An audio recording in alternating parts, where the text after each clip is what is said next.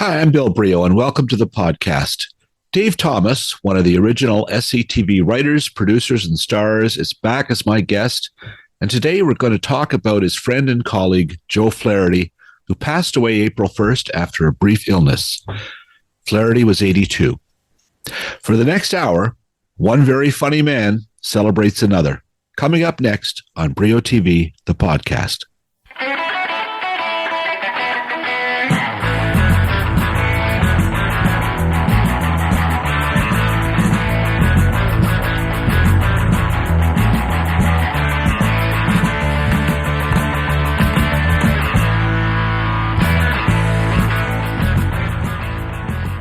Well, okay, as mentioned, my guest today, Dave Thomas, was a key member of the greatest Canadian TV show ever, SCTV. He later co-starred for 5 seasons on the sitcom Grace Under Fire and had a whole other career writing procedural dramas such as Bones and The Blacklist. You've heard his voice in dozens of animated movies and TV shows, including Animaniacs, Brother Bear, and Family Guy. Shortly after the news broke that Joe Flaherty had died, I reached out to Thomas with condolences and also asked if he might want to share a few memories of Flaherty on a podcast.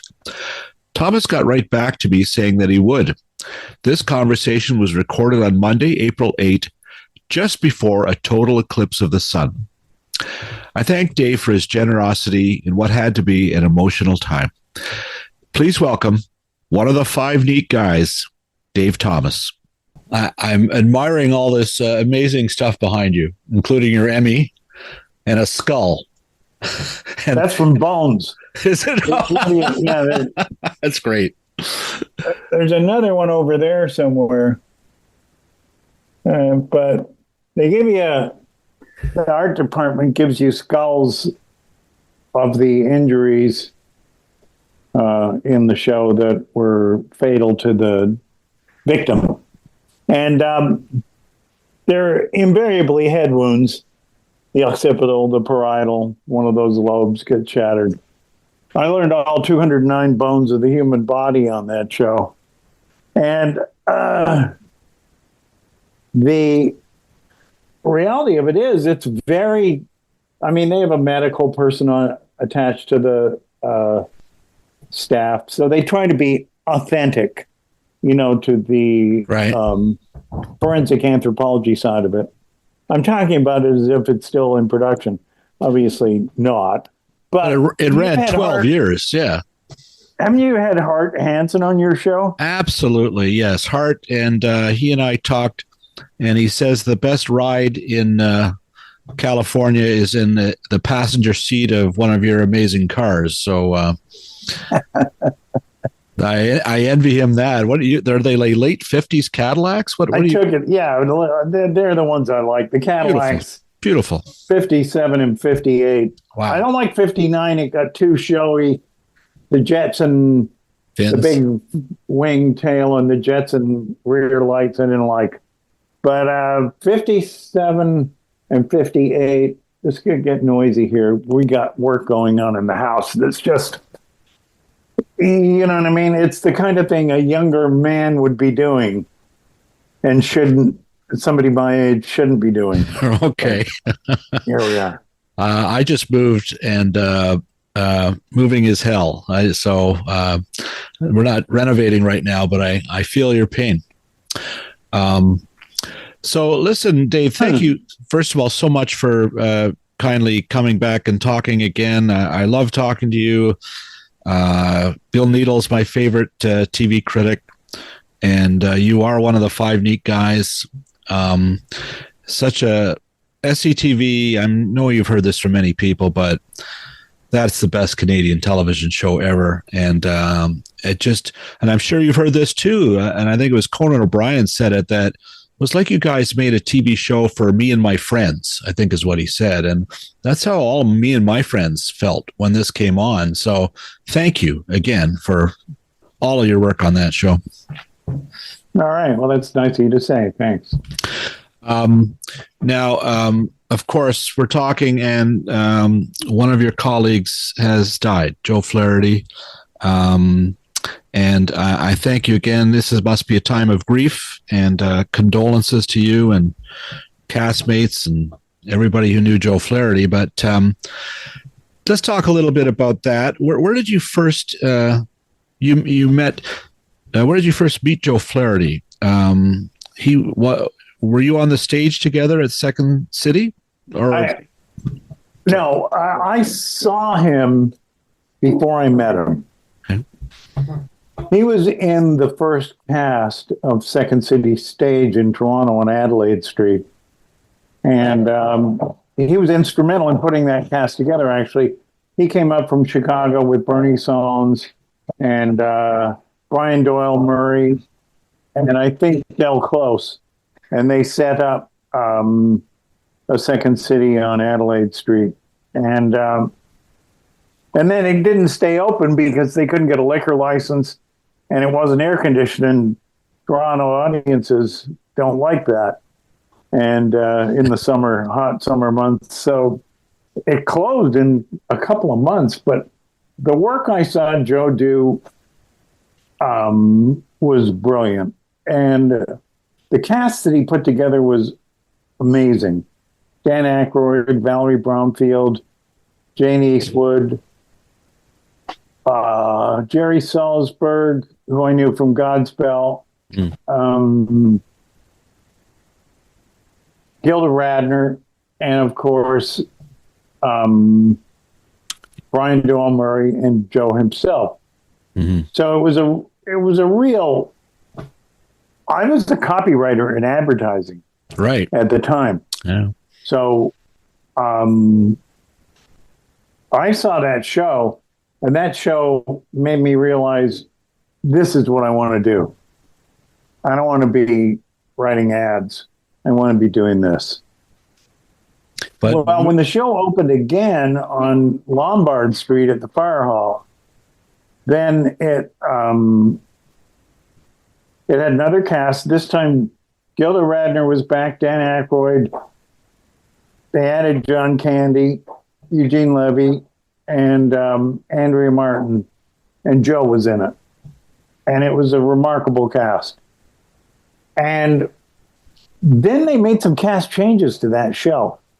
That show was called Alterations While You Wait, and the specific show. Right. And I got a call from Eugene.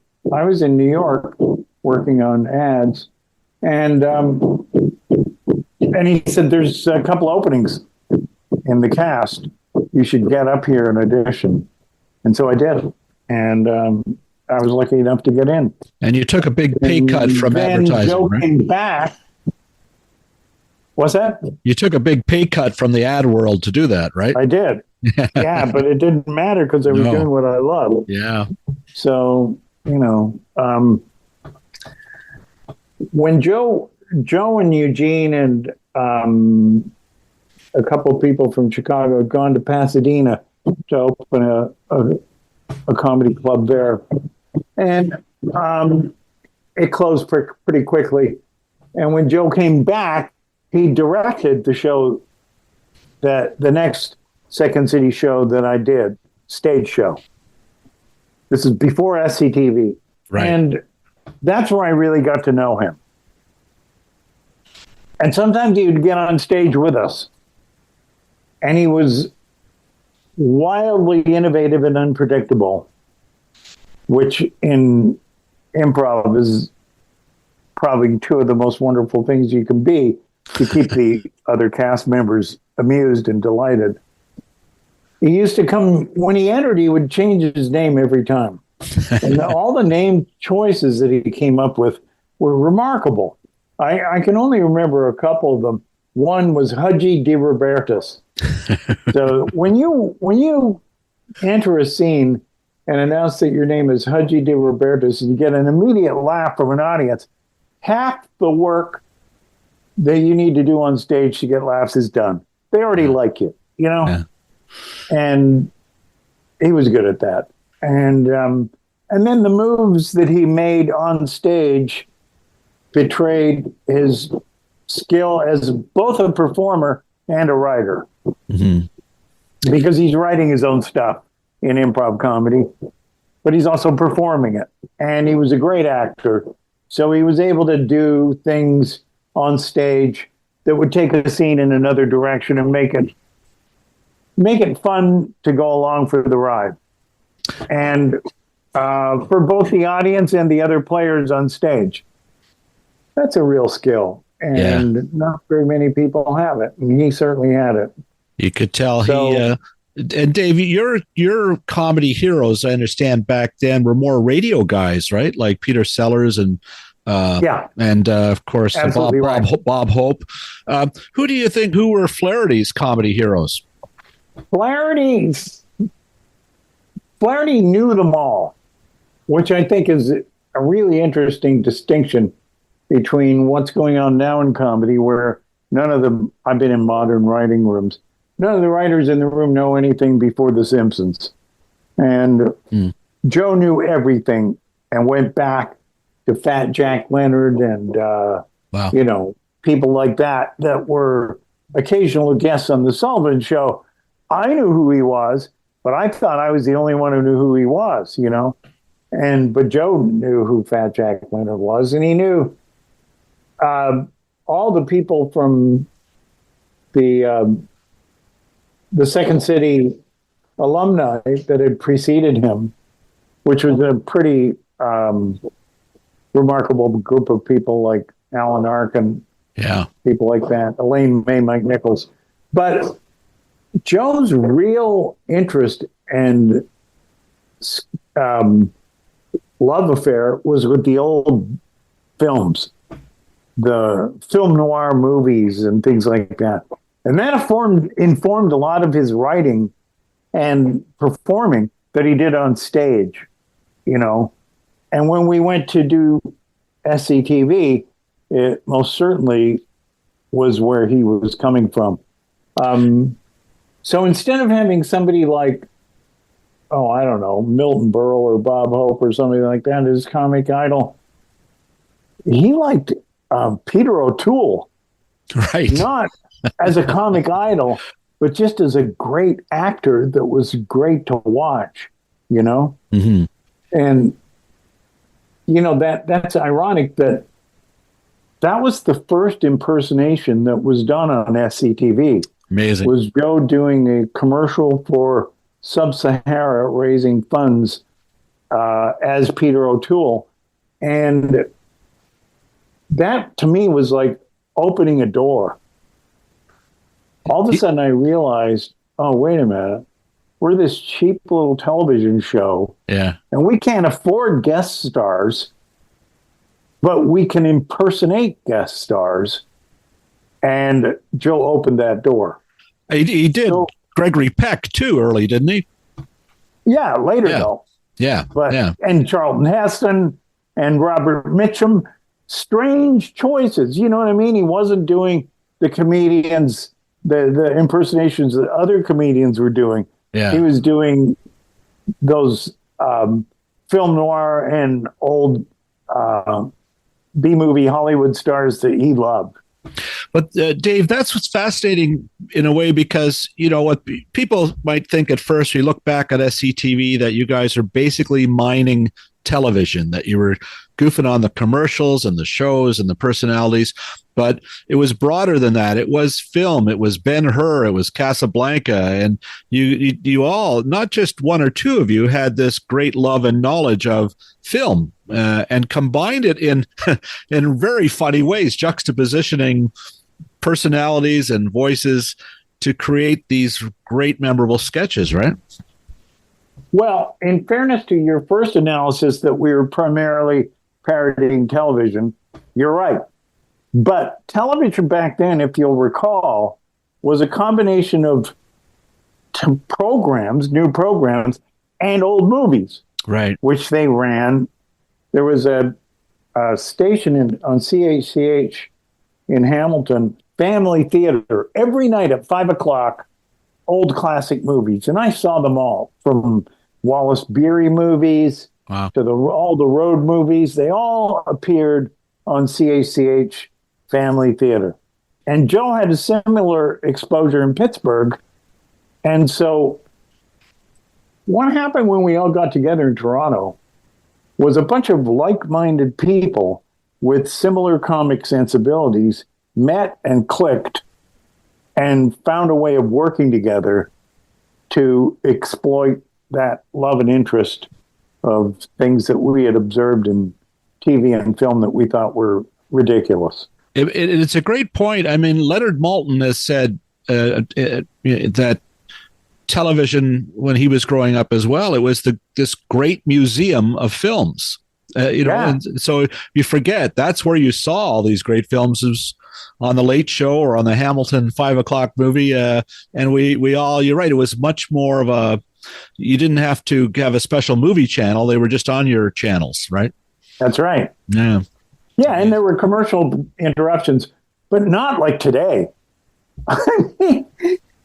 There's sometimes when I watch NBC or ABC Nightly News with David Muir, I will see a segment that commercials will end and the segment will start, and it will be less than 15 or 20 seconds before he throws to the next bunch of commercials. Yeah. That's absolutely insane.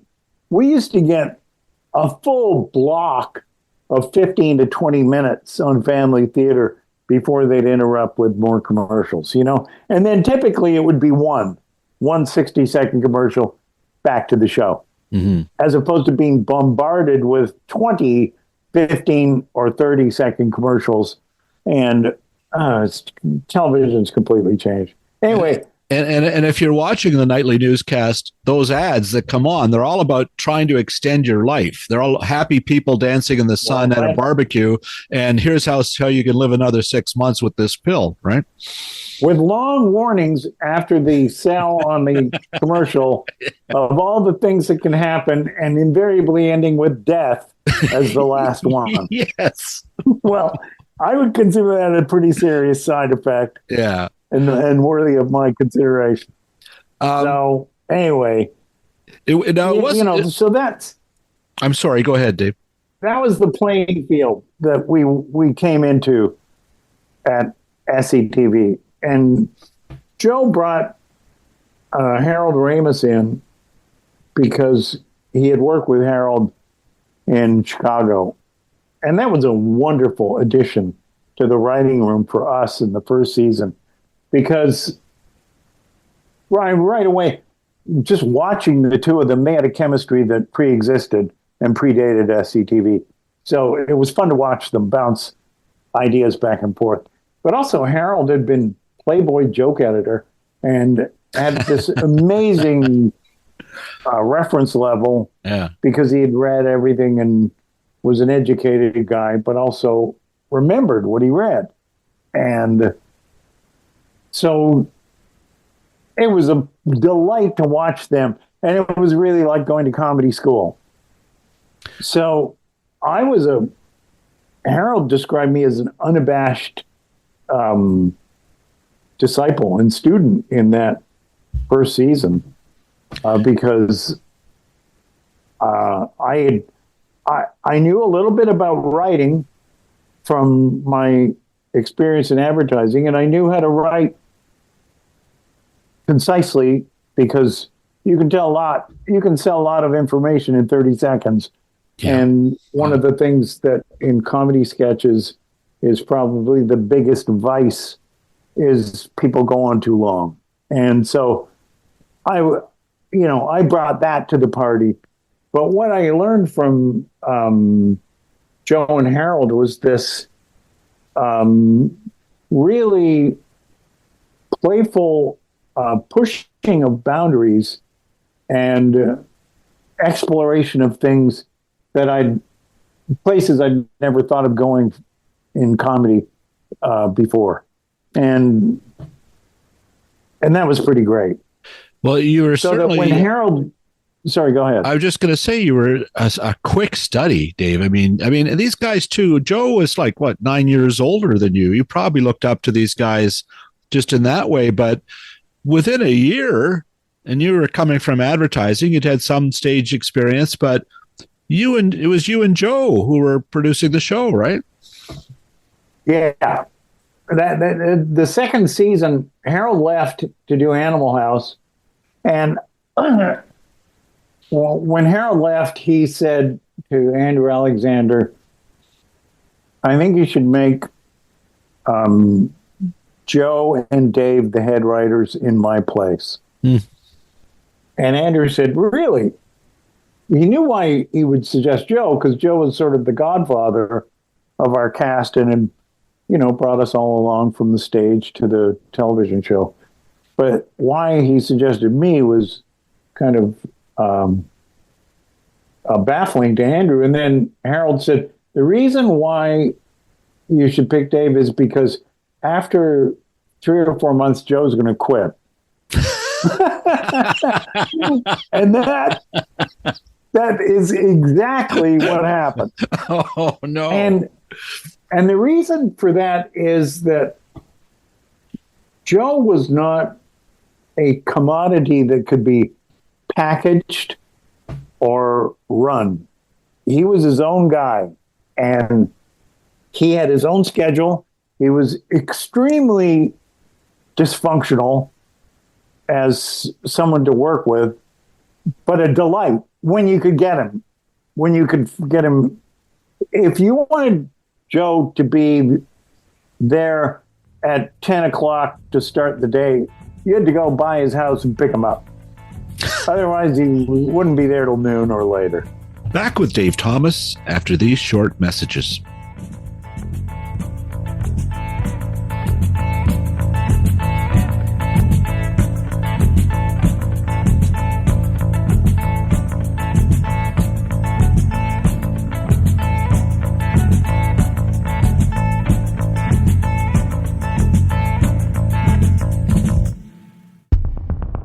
What's new on Paramount Plus? Meet a Gentleman in Moscow, premiering exclusively on the streaming service at the end of March. Based on a best-selling novel, the series stars Ewan McGregor as Count Alexander Rostov. The good news, he's spared immediate execution in the aftermath of the Russian Revolution. The bad news, however, he's banished to an attic room in the opulent Hotel Metropole, threatened with death if he ever sets foot outside again. So what's a comrade to do?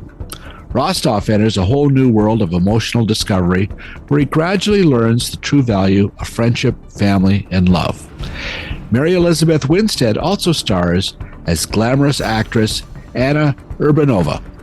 And remember, there's a mountain of premium entertainment for audiences of all ages, including programming from Showtime, BET, CBS, Comedy Central, MTV, Nickelodeon, Paramount Pictures, and the Smithsonian Channel, all on Paramount Plus.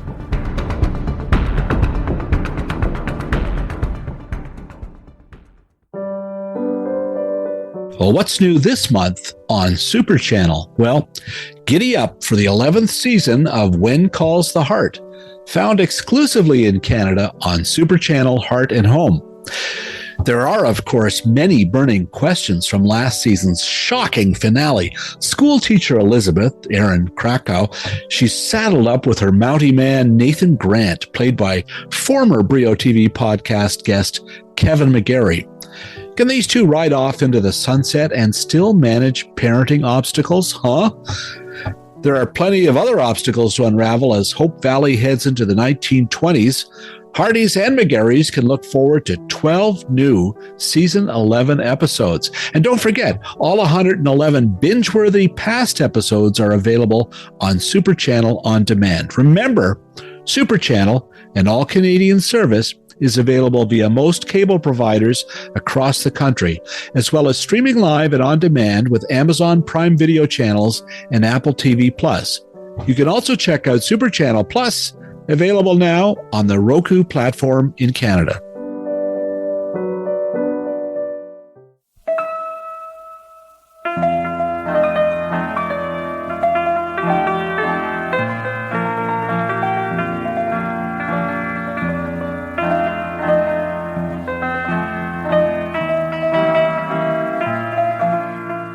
And we're back with Dave Thomas. I was reading your book, which, by the way, what a great memory of all of this. SCTV behind the scenes. You know, you wrote this book quite a few years ago now, but if people can find a copy, wow. And I just read you a quote you got in there about Joe. You said he was a more sophisticated comedy writer than I was. His instincts and choices were better than mine, but he was an elusive guy, mysterious and introverted in some ways, and it was often difficult to drag the comedy out of him. Is that what you're just describing now, I guess? Yeah. Yeah, absolutely, because he wasn't disciplined.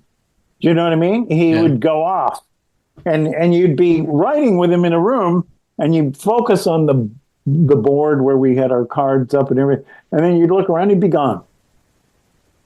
It's like, where the hell Joe go? You'd be looking for him. Okay. I told this story on our last Zoom call with Joe, and I think Joe was kind of bummed out that I told it. And I didn't mean it disrespectfully at all. I was always surprised and delighted by Joe. And to me, it was always us and them. There was us, the comedy performers and writers who did SCTV. And then there was them, the broadcasters, the producers, the other people on the other side of the rope that, you know, paid us and made it happen, but who didn't play in the same ballpark as us. Well, things got pretty hectic when we were doing the third season of SCTV, and it was difficult. And it was difficult because we didn't have a full cast. Catherine had decided not to do the show for the third season. John was off doing big city comedy. Eugene and Andrea went to LA to audition for sitcoms. And all this had been inspired by the fact that after the second season, Global canceled the show. They'd had enough of us.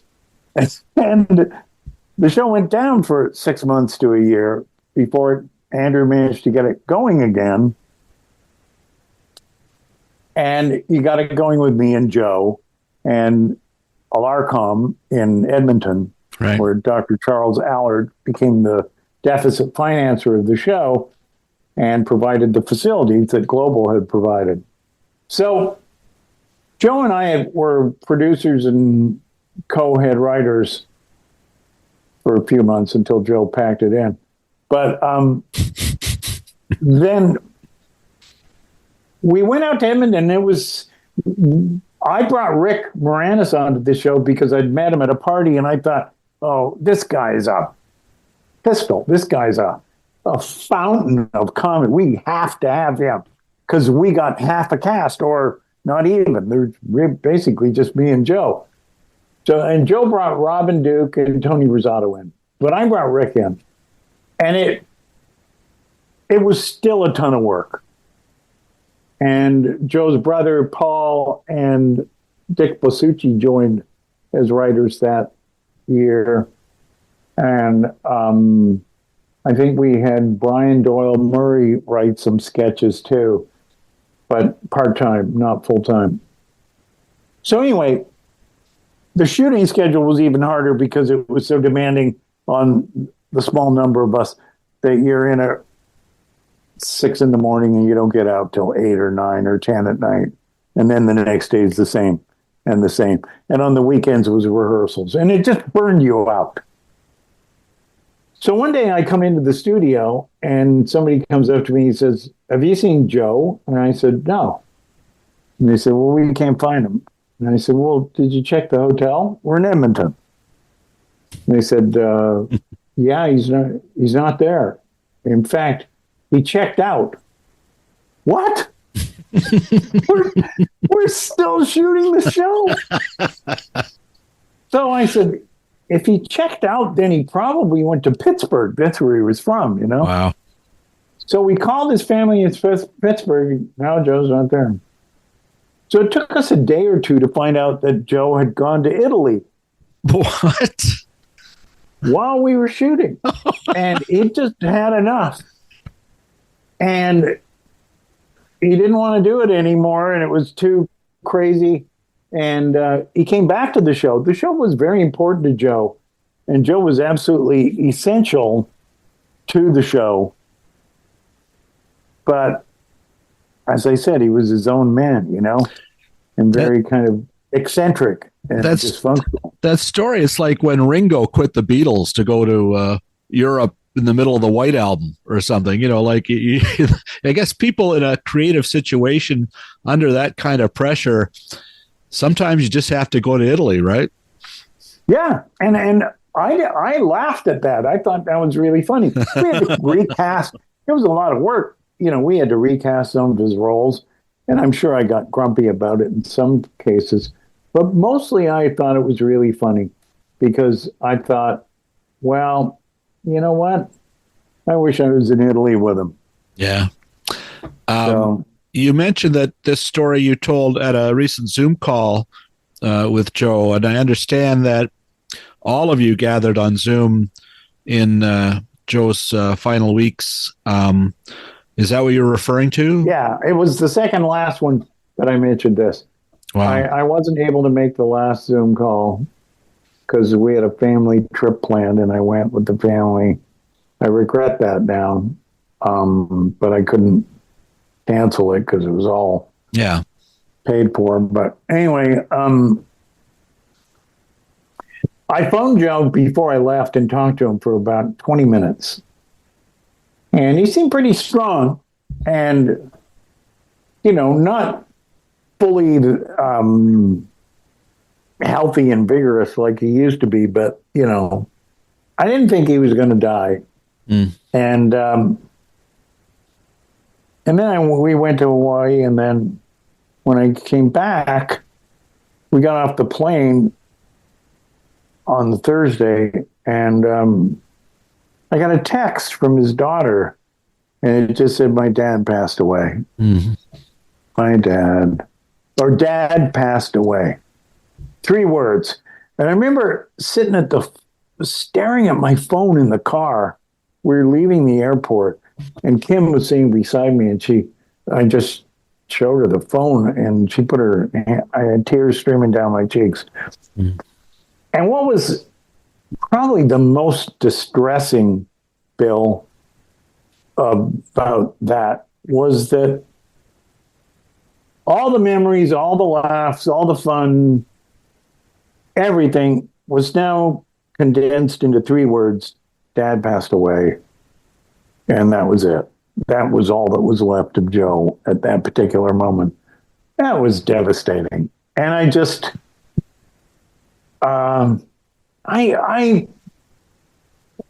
Look, I understand life. I nearly kicked the bucket in 2020 when I got sepsis and was in the hospital for 4 months. But I got to tell you, we're all about being here. And we're at a party, and then when you die, you leave the party, but the party goes on. Mm. And that's the part of it that I knew when I looked at that text from his daughter, Gudrun. It was that there'll be the emails and there'll be the phone calls, and then there'll be a funeral and a memorial. And then people will go back to business as usual, and that'll be the way that goes. And it'll just be the memories. That's all you got. And I cherish those memories, but I want to remember them all. You know what I mean? I don't want to just lionize Joe as this guy that I did stuff with that I'm very proud of, but also the dysfunctional, crazy guy that I had so much fun trying to corral. That's funny. And that, you know what I mean? Oh, absolutely. One of my theories about comedians is that being funny isn't a talent, it's a condition. And most of the people I know who are funny are crazy. Right. In some way. And it's usually something that began in puberty where they weren't accepted by their peers, or they were too fat or too homely or not athletic or whatever it is that isolates you in high school from other people and makes you the brunt of jokes. So you develop a defensive technique of making other people laugh to get the focus off you, you know? Well, Dave, I think you know Ron James, the comedian. Of course. So Ron once said to me that, a contractor's house is never finished a comedian's house isn't always funny, right? So, sure. And by the way, funny people can be unfunny. Yeah. But unfunny people can never be funny. You're right. I really believe that. You are so right. And just Flaherty, talking about him, to me, just as strictly as a viewer, there's something about his voice. When you heard the tone or timbre or whatever it was was naturally funny. It made you ready to laugh, right? Yeah. Yeah. And I think you could tell the sort of unpredictability in his tone, where you don't know where this guy's going to go. So you got to listen carefully. Do you know what I mean? Yeah, no, absolutely. And that was an essential part of him, was that, God, he was unpredictable in every way. Huh. And that, to me, made him delightful and so lovable. And unforgettable. Probably be the part that I miss the most. But, well, I just think to what you were saying earlier about, you get this devastating news, you're in a car, it has to be terrible. But I lost a good friend of mine, passed away about a year ago. I've known from high school. We'd see each other every summer at the cottage and stuff. Dave, think of him all the time. But, I do feel that all the great craziness of Dave stays with me, especially when I'm with other friends who knew Dave, right? Like, you do carry that. They're not here, but there's something about them having been part of your life that never goes away. When Marty Short's wife, Nancy, died, people were kind of trepidatious about talking about her around Marty, It's just, yeah. And Marty made it really clear. He said, no. Talk about her. I don't want to forget her. I want to remember her. Yeah. So let's not avoid talking about Nancy. Let's talk about her. Marty is probably one of the few people who I think understands death better than anyone. Yeah. And when I first met Marty, he was 19. He was living in the family home by himself. His father had just died. His mother had died 2 years before that. And his older brother, David, had died in a car crash a year or two before that. So here's this little guy sitting in his family house by himself. And yet he was the most life-affirming and positive and happy person that I ever met. And I asked him at that time, and I remember this because we've discussed it since, I said, why, if anybody has a right to be miserable, you do, why are you so happy? And he said, well, I can't choose the things that happen to me because they just happen. I can only choose the way I react. He said, they're gone and I am continuing to go on. So I can go on happy or I can go on miserable. He said, I just choose to go on happy. Now, that was when I was in English Lit.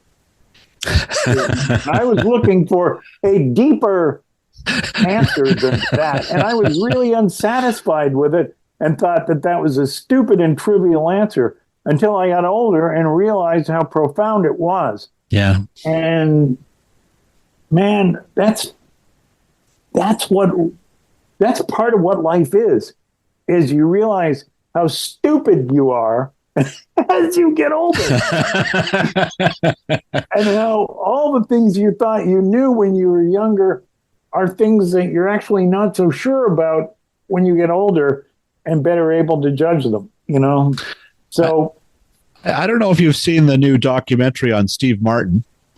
No. There's a 2-part Apple TV.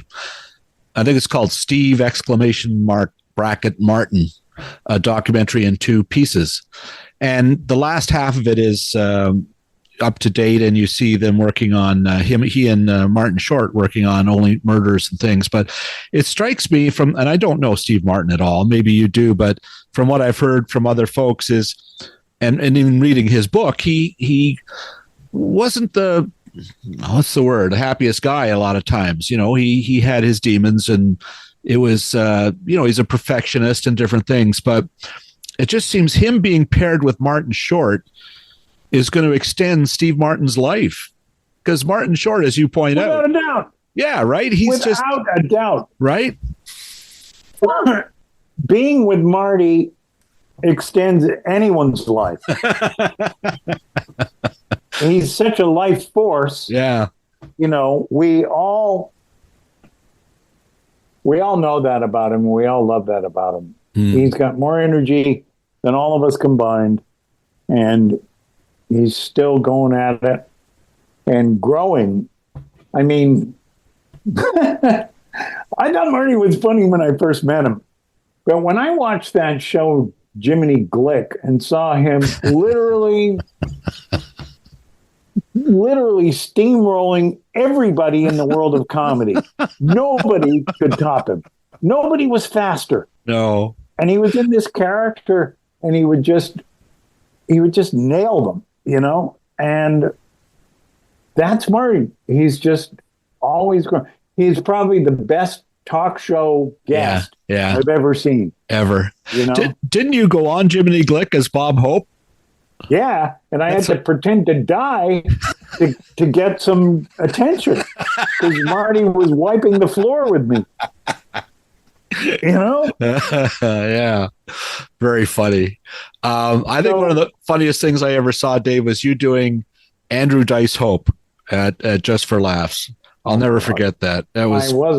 I wasn't happy about doing that either. I got to tell you, it made me laugh, man. But there's a funny story attached to that probably doesn't belong in this tribute to Joe, but it seems to extend it to a wider area. I said I would do Andrew Dice Hope if, and only if, I could do Bogman, which was a 12th century British comedian that had been found in a peat bog. And so I got the guy who made the costumes for Michael Jackson's Thriller to make me this costume of like a bog man pulled out of a peat bog with removable fingers and things like that. And I was at a club, at Just for Laughs, there's the main stage, and then there's these satellite clubs that run all through Montreal. Yeah. And Saint Denis. At the club. I was supposed to do Bogman at this club, and just the act just before me was somebody named Rocket Man. And I thought, oh man, Bogman, Rocket Man. I wish I wasn't following Rocket Man. Well, it didn't end there. Rocket Man's act was, he was some British guy. He took all his clothes off, everything, stuck a flare up his ass, lit it, and ran around the stage with a lit flare in his ass. Nice.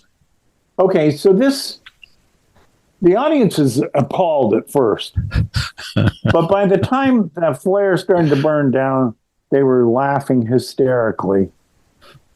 And then his act ended, and now, ladies and gentlemen, Bogman.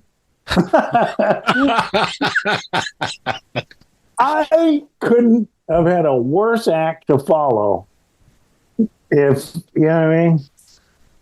I remember telling Joe about that, and Joe laughed his head off because he understood the insanity of it. Were you tempted to light something or drop your trousers or? No, I was so stunned that I just continued my act as Bogman and tanked. Just totally bombed. It sucked. It was no good. But anyway. Well, I wanted to ask as well about the 2018 reunion at the St. Elgin or the Elgin Theatre in Toronto. You guys are all on stage with Jimmy Kimmel.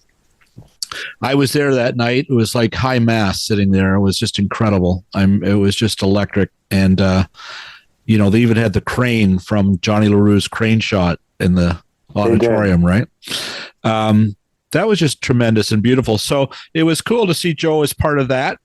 and all of you. And that must have been a meaningful gathering for you as well, right? Oh, yeah, for all of us. But it still hasn't aired. Well, Dave. Nor probably will it ever. Okay. The irony of it is, that was a sore spot for Joe. Yeah. Because there was a real sort of a evolution of things where it took a while to put it together. And first we were going to do some movie parodies that Scorsese was going to direct. Then some people didn't want to do that. And then there was really no agreement in the cast as to what we could do or should do. And I think Joe was particularly frustrated by that because the legacy of SCTV at that point was really important to him. And I'm sure that he was aware the central and seminal role he had played in founding and forming SCTV. Yeah. And then being there right through after Catherine and Rick and I had left, and ultimately John left. And then it was just Joe, Eugene, Andrea, and Joe, Eugene, Andrea. That's it. It was just the three of them at the end with some new players like Mary Charlotte Wilcox and people like that. So Joe was there from the very beginning to the very end, and I think he felt bad, particularly bad, that Scorsese show didn't become more and then ultimately wasn't aired. I don't know. I mean, I know Netflix and CTV were in on this. Why don't they just show that gathering as a TV show? I mean, it seems like you know. The footage is with Scorsese still. And I don't know how many more Flower Moon movies he has to make before he actually gets to it. But it's that was a sore spot for Joe. And he really wanted to see that show air. And I think he would have been delighted if it could have aired in his lifetime. Right. So, you know. Yeah, no, should have. Now it looks like the only reunion might be on Only Murders in the Building, right? The way things are going, you got Eugene Levy is shooting scenes now in New York, I guess, for that. Are we going to see you on there? Is there? Well, Andrea did it and Eugene did it. Right. I don't think so. I'm pretty much done with performing. I don't. First of all, they haven't invited me to do it. And secondly, I'm sure that I want to go to New York and shoot a show. And just the process of it. I got offered a movie in Ireland, and it was an okay part. And it was an interesting movie, a real sort of lifestyle type film, small budget. And then I just called the producer and said, you know what, I can't do it. He said, is it schedule? Is it money? We can find some more money. And I said, you know what? I have to tell you that the reason is I'm in my 70s now. And the thought of getting on an airplane, being at an airport, lining up with security, flying for 10 hours, then going to some hotel that I don't know what the bed is like, and being in a trailer, having somebody knock on the door at 2 a.m, we're ready for you on set, Mr. Thomas. I was just like, give me a break. I said, I just don't want to do it. I'm sorry to be that, but that's the honest answer. And he said, thank you for that honest answer, Dave. He said, I totally understand that, you know. Yeah, good for you. And that's where I am with performing now. I used to be, you know, I was dying to perform. I loved it. But I don't really It was fun. It was fun to see you on like Arrested Development, or like it was these little great performances. Really were fun for fans, right? Well, they called me about that, and they said, I knew the guys running it, Jimmy Valley and Mitch. Yeah, Hurwitz. And they said, yeah, we've got like half a dozen shows. You're playing Charlize Theron's uncle. And am I pronouncing your name right? Charlize Theron? I think so, yeah. I thought, well, how bad could that be? Right. And she turned out to be delightful and really a pro. And so that was good. But I was starting to lose my interest in it at that point. And I had a wedding. My wife's brother was getting married in Hawaii. And so I had to get a hard out in my contract with Fox. Well, they don't like to do that. They don't want to give you hard outs because if production goes longer, then you're able to get out. And then they got to figure out how do we replace him or get him back or what. But I managed to get it. And sure enough, we get to the Friday where I was going to be leaving for the wedding on the weekend, and Jimmy Valley and Mitch come to my trailer and they say, what do we have to do to get you to come? We need you on Monday to shoot. And I said, I'm done. I got a hard out. I'm done. I'm gone. And anyway, they finally bribed me with a lot of money, and I flew out, I think Sunday night or Sunday morning, and shot the next day. And I was home that same day, and some of the people in the wedding party didn't even know I was gone. Amazing. Isn't that crazy?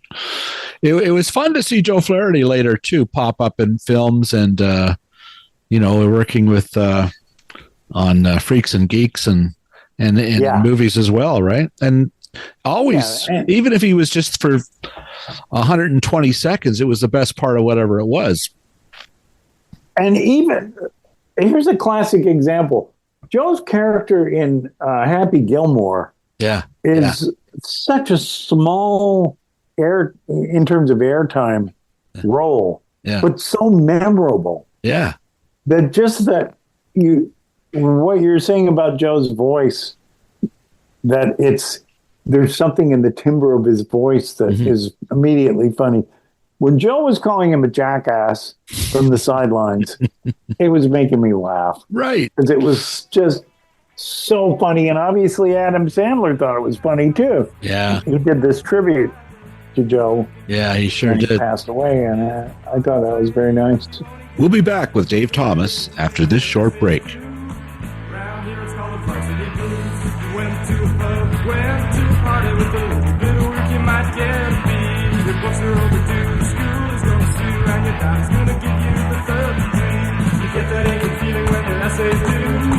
Around here it's called a person blues. Well, time once again to speak with Sweet Emily Gagne from Hollywood. Sweet Emily, how are you today? I'm great, Bill. Oh, I don't know. I saw your banners. I saw the ads. It looked kind of scary, this one show. What's going on? Yeah, it's called Until I Kill You, and it is a UK true crime drama that tells the story of Delia Balmer, who survived a bunch of violent attacks from her boyfriend, John Sweeney, who was, spoiler alert, a murderer. So if you're into true crime stuff and you're into UK dramas, this is for you. And this show is available on demand right now. But if you want to tune in week to week like old school, you can do that starting April 18th. All right. Now, what if you're like me, you're scared of shows with a title where people get killed? What else you got? Well, you know what? We've got the new season of A Year in Film, which is our original series, which is about different iconic years in cinema. So we're talking about 1977 this year. So that's like Star Wars, Close Encounters, Slapshot, Eraserhead. Also, 1988, personal favorite year of mine, Beetlejuice, Child's Play, Working Girl, Coming to America, 1991, 2000. So these are all just, film experts talking about the iconic films of these years. I saw Star Wars and Annie Hall the day they opened in 1977. So I'm going to want to tune into that one for sure. You are. And it's going to be April 11th is that first episode at 9 p.m. And then the rest of the episodes will premiere the following days, the 12th, 13th, and 14th. All right. Fantastic. Go back to the days of my youth, 1977, with Hollywood Suite this month. See you, Emily. Thank you, Bill.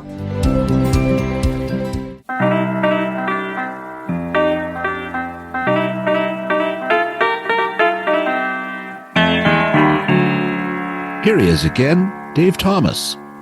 Do you have a favorite character that Joe Flaherty did, or whether it was original one or one of the impersonations? Or there's so many of them to choose from, obviously. Okay, there was a series of scenes that Eugene wrote called Days of the Week. Right. The soap opera. Yeah. And Joe played this guy named Rocco. Right. In the soap opera. Now, playing a stupid character is like a dangerous trap for a comedian because you can be too broad. And Joe's Rocco was so stupid, but so brilliantly performed that that's my favorite thing that he did in all of SCTV. I remember when he would be on Half-Wits as Arthur Liggett. Yeah. That to me, again, with that big putty nose. Yeah. But that was much broader than Rocco. Rocco was dramatically funny. Yeah. And it was, you know what I mean? Watching him and Candy plot together was one of my favorite moments in that. That was pretty good. It was pretty great. That sketch he did with Candy going down the road was pretty damn great. Yeah, that was good too. Yeah. Were there ones that you guys did together? Did you do? I know you were the Five Neat Guys, but were there others where you were working opposite Joe in particular? Well, Joe could do Peter O'Toole. Right. And when he introduced that impersonation, then that caused me to jump in because I could do Richard Harris. And so then the man who would be King of the Popes was born. Yeah. And that sketch, we then did How the Middle East Was Won and a bunch of these things with sort of British characters. And I had a lot of fun with Joe because we were each competing to blow each other off the screen with our impersonations. We specifically had this little game going. And John Candy played Burton. And right. John was very nervous about playing Burton because he didn't know how to do it, you know. He couldn't do an impersonation of Richard Burton. And Joe just said, just go, whoa, whoa, whoa, because that's what Burton does. He goes, whoa, whoa, snort and go, whoa. So Joe and I are doing our O'Toole and our Richard Harris trying to blow each other off the screen. And John comes out with his Burton, whoa, whoa, and blows us off. Just walked away with it just like that, you know. There was a bit of Ralph Cramden in that Burton. Yeah. It was pretty damn funny. Yeah, you as Harris singing that I Left the Cake Out in the Rain song for 45 minutes. I mean, that was pretty funny. I met Richard Harris, and he was not happy. Really? No. But really, what did he say? What did he say? Don't do that again? He actually pushed me physically. Really? Yeah, pushed me away physically. He said, I saw that. I heard about it, but I didn't see it. And it was evident that he had seen it from the way he was talking, you know. And and then he was pushing me, and I was looking at his hand and looking at him, and I was going, "What? Am I going to get into it with a famous British pub brawler here? I don't think so." Did you ever meet Michael Caine? Did he come after you with his bloody hand? I never met him. But I'll tell you, I met Cronkite, which was amazing. Oh, wow, really? Okay. And here's what happened there.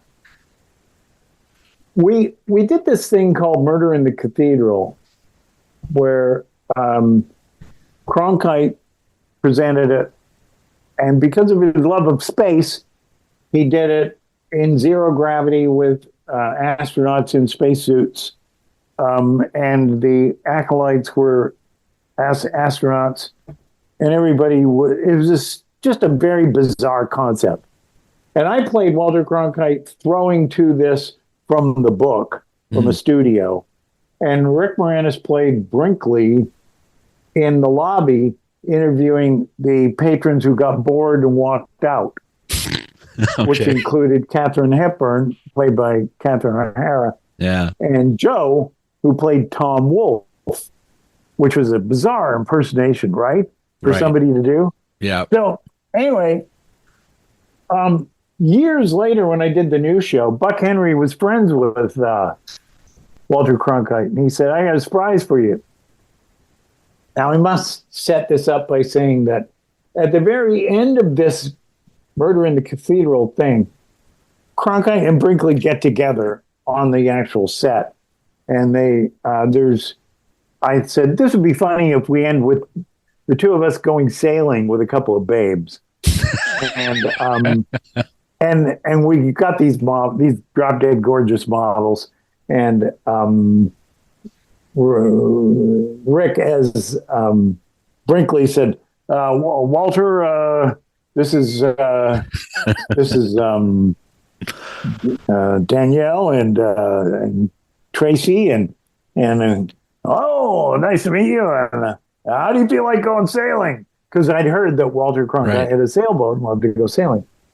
So, cut to years later, I meet Cronkite in New York and with Buck Henry, and Cronkite is saying to me, "I saw that piece." And he said, "What was the thing about the two women at the end?" And he said, "What was your reason for doing that?" And I said, "Okay, look, I'm sorry. We just thought it would be funny if the two of you had a couple of hot young babes that you decided to go sailing with." And Cronkite looks at me, he says, "You have no idea the amount of flack I had to deal with at home because of that." Oh, that's hilarious. That's funny. You got Walter Cronkite in trouble. To me, Buck Henry and Walter Cronkite, that's like Wally Cox and, the great actor from The Godfather there as best friends. You just don't see those two together, right? No. And, Gore Vidal and Richard Belzer. I had lunch with them at the Chateau Marmont. Really? And it's like, this is the kind of stuff that happens, right, in our comedy careers, is we end up rubbing shoulders with the strangest people. Yeah. That's amazing. I saw Walter Cronkite. I was with the TV critics in Pasadena at one of the TCAs, and Walter Cronkite was in his 90s, and he gave it was supposed to be at a half-hour session, and it went an hour, and all of us, you could hear a pin drop. We just sat there. It was fascinating, and he was a funny man. He had a sense of humor. Oh, yeah. Great sense of himself. It was just one of the most memorable press sessions I've ever been at. It's really cool. Yeah. And, Marty Short is good friends with Tom Brokaw. Wow. I mean, yeah. Come on. Where does that? I don't know. Where does that fit in the lexicon of relationships? Speaking of meeting your heroes, you met Bob Hope on a few occasions, and I read in your book one of them. The first, I think, was in 1964 at the CNE. I guess he was doing a show at. That's right. And you ran down after the show to try to catch a glimpse of him. I ran down after the show onto the field of the CNE. Right. You know how big that space is. Enormous. He was on the stage, and his limo was there, and he was just being loaded into his limo, and I really ran fast. I could run that. And got him just as he got in. And my friend who was running with me shook hands with him first, and then I shook his hand, but he tried to close my hand. He started closing the window while I was shaking hands with him. And cut to years later, I meet him at the Playboy Gorge Club when Andrea, Catherine, Marty, and I are opening for him at the Playboy Gorge Club in New Jersey. It's closed now. Wow. And he's walking along with his entourage. And we're there, and I said, hey, it's Bob Hope. And so I walked up to him and positioned myself and I just said, hey, Bob. And I started walking in stride with him because he kept walking. And I said, I first met you in, I think, 1964 at the CNE in Toronto. And you tried to close my hand in your power window. And he says, well, I must have been in a big hurry. And I said, like you are now, Bob? And he stopped. He stopped and he looked at me and he said, no, I'm not in that big of a hurry. Who are you? What's your name? And so I told him my name and I told him who we were and what we were doing. And anyway, yeah. Hope. Fantastic. I was at his house. I spent quite a bit of time with him. Became friendly with his daughter. And, to circle back to today's subject of Joe's passing. Yeah. When Dolores and Linda were at Bob's deathbed, he was 100. And Dolores said, Bob, you have a choice. You could be buried in Arlington, or because they've arranged that, or in the family crypt out here in the San Fernando Valley. And Bob looks at him and he says, I don't know. Why don't you surprise me?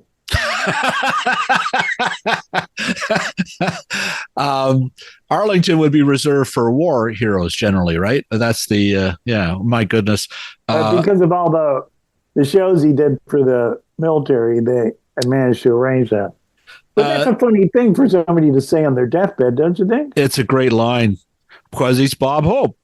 But you did Hope on that great Dave Foley's True Meaning of Christmas specials, which Joe Flaherty also took part in. Yeah, that is one of the funniest scenes is you guys in that with you reading the cue cards and Flaherty with the big ears doing Bing mocking David Bowie.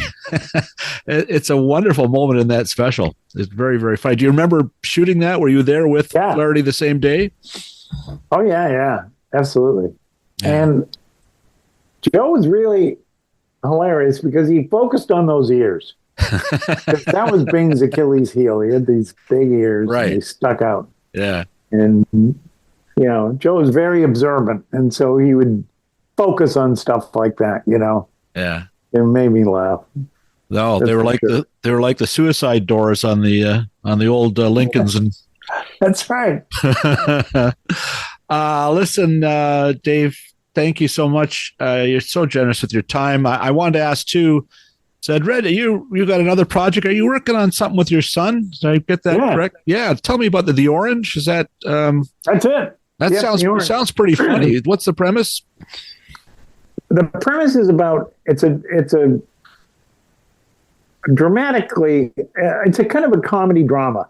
Today I challenge anyone to find a joke or a funny moment in that show, The Bear, that won all the awards as a comedy. Right. There isn't one funny moment in that whole series. Right. So, but comedy is defined by its length now. It's a half hour. So it's got more drama in it, but it's definitely got comedic turns. It's about a Canadian family that witnesses a gangland bombing, bikers bombing one of their rivals clubhouses. And so in testifying, the son gets threats from the gang, and so the RCMP puts the whole family in the witness protection program, and they have to go to the UK, to a little town called Rye in England. And so we sold this to BBC Studios first. We pitched it to them, and they loved it. Wow. Then we took it to CBC, and then CBC developed it for a year. We wrote a couple of scripts for them, and then they passed. And then Amazon Canada said that they were interested in the show. So now it looks like we might be able to do it. And that's great. Yeah, we're very, very excited about it. Well, good luck. It'd be fun to work with your son. I imagine that's pretty cool, right? Yeah, it is. He's an actor. He was on Better Call Saul. Yeah. He was on Banshee, both were recurring roles. And then a bunch of other television shows and some movies like the Stanford Prison Experiment. So he's got some good credits, but I said to him, you got to write. You can't be sitting by your phone waiting for somebody to call you as an actor. Write your own stuff. That's so good he advice. took that seriously, and this show is his idea. So that's great. Yeah, I'm excited to be able to work with him and help him on it. Very cool. Have you seen Eugene's show, The Reluctant Traveler? I have. And that's hilarious. Isn't it? Oh, seeing Eugene on a dog sled is worth the price of admission just in itself. I mean, that's hysterically funny to me. Did you know he was half Scotch? Yes, of course. I knew his mom. Okay. Yeah. I mean, sure. I joked with him. My mother was Scottish, and Eugene's mother was Scottish. My mother too. From Glasgow. Yeah. No. I mean, there you go. And Gene's mother. Yeah. So that's a real common bond. I told Gene, I interviewed him, and I said, "So you're half Scotch and half water." And he kindly laughed, as you're doing now. Well, his mother's name was Betty, and my mother's name was Maureen. And I think Betty and Maureen actually met a couple of times too. Wow, that's cool. But yeah, my mom's Margaret, and she's still with us at 99. Knocking wood here. They can outlive us all, those Scots. My mom made it to 93. Yeah, they're stubborn. Don't want to go. Listen, Dave, thank you so much for your time today and being so generous with these stories. It's just always a pleasure. And please say hi to Hart Hansen. Have you read his book? His new I haven't, not yet. Yeah, neither have I. I've got it's just coming out. I've got to get a copy. Yeah, I'll get a copy. He's a good, but I read pretty much everything he writes. Yeah. And I just haven't read this. And he's so prolific. He is. He's fast. Are you working on another book? I know you've written as well, right? You know, I've got how many? I've got about 225 pages of 300 done, and I just kind of got stuck. I haven't figured out how I want to finish it. And it's been sitting like that for a year. So I don't know. I hope I get it finished. Well, that's getting close to the finish line, but best of luck with The Orange. Dying to see that on Amazon and on the BBC. And congratulations. Yeah, you probably can't plug it yet because it's in development. And, you know, executives get very, very testy if their bosses see media where they're committing to something, you know. Well, I can still look forward to it. How's that? We'll just leave it at that. That's wonderful, Bill. Okay. Thank you. Dave, thank you so much, and have a great day. The sun is about to be blocked by the moon up here. Are you getting this eclipse? You're getting the full eclipse there, aren't you? Yeah, so... Don't you think it's kind of interesting how people are regressing over this eclipse? Yeah. It's almost like people are becoming troglodytes and reverting to their Stonehenge earlier selves. Yeah, it's not like it's an apocalypse. It's just an eclipse. No, yeah. It's okay. The moon is moving in front of the sun. But It is only every 60 years. And my dad lived a long life, too. I used to joke that whenever a Kahutek or Halley's Comet went up, he didn't even look up anymore. Like it was, oh, yeah, that thing. Tired of that. Yeah. No, it's just about to get pitch dark here. So, and it's not happening where you are? No, we're not in the corridor, so to speak. Okay. Apparently, Hamilton's right in the middle of it. Yeah, I think so. It's going to go right over McMaster, where your old alma mater. So there you go. Thank you again, and good to talk to you, Bill. You too, David. Take care.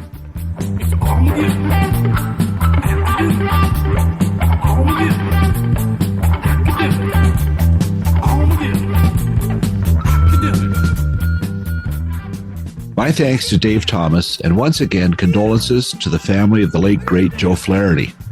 Thanks as always to producer Phil Hong, who has more command of media production than even Jerry Todd. My thanks again to BJ Del Conte, Paul Boudra, and the Crispy Critters, as well as my old pal Steve Dudley for the music heard on this podcast. Finally, thanks to you, listener, and if you like this episode, pass it on, tell a friend. I'm Bill Brio. Thanks for listening.